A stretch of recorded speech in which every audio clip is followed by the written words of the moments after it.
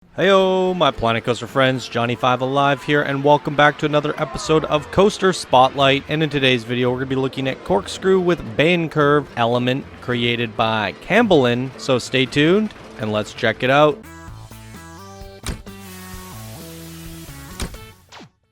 Alright, so this was sent in by one of our Discord builders and silver patrons. Thank you so much for your support, Campbellin. You are helping to keep the show go on, and it really means a lot to me. He says, "Hi Johnny, here's my recreation of aerodynamics and Vekoma corkscrew with Bayencurve element with Planko style station. There's about 40 to 50 hours of work put into this recreation, and it's accurate as Planko will allow to the original blueprints. Enjoy."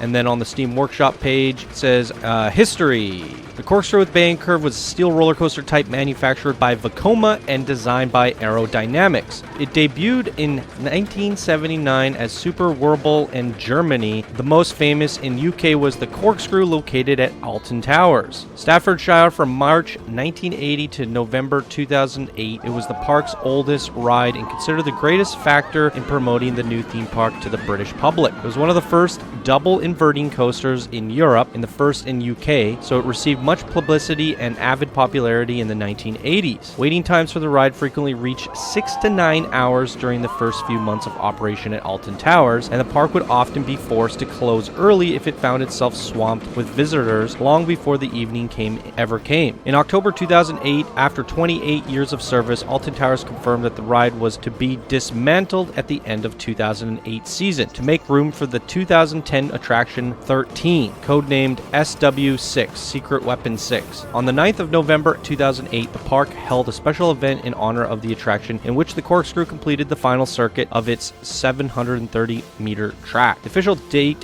for the last day in regular service was 2nd of November 2008, the last day of the season. So very cool backstory here, Campbellin. Very awesome to drop some knowledge on us there. And let's give this Corkscrew Vekoma a ride, everybody. All right, so ride stats on this guy is a 3.81 excitement, 2.85 fear, and a 0.67 nausea. There's the rest of the results if you guys want to check it out. Let's dive on into it.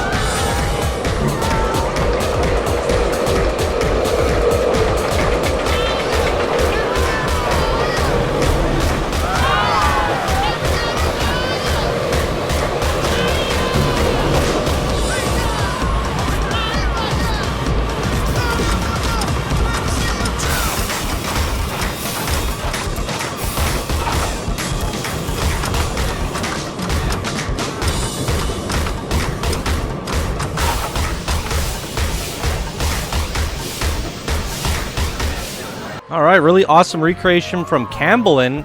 Don't have much to say about the coaster track feedback. I watched some videos online, and it seems pretty accurate as far as I can tell. Never been on the coaster myself, but based off of a couple videos and stuff, looks pretty darn accurate. In terms of actual aesthetic feedback, I really love the custom supports that you did here. They're really great. I did notice a little bit of a bug. You got the coaster crashing through the station there.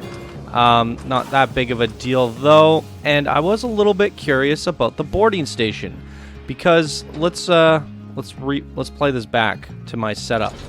I wasn't sure if I had set it up as intended or not, and if I did, it is a little bit strange to me. So you have it so the concrete would sink in there. If I go any lower, the coaster goes into the ground. However, your guide says you want to place it here. By doing that, you kind of mess up the coaster.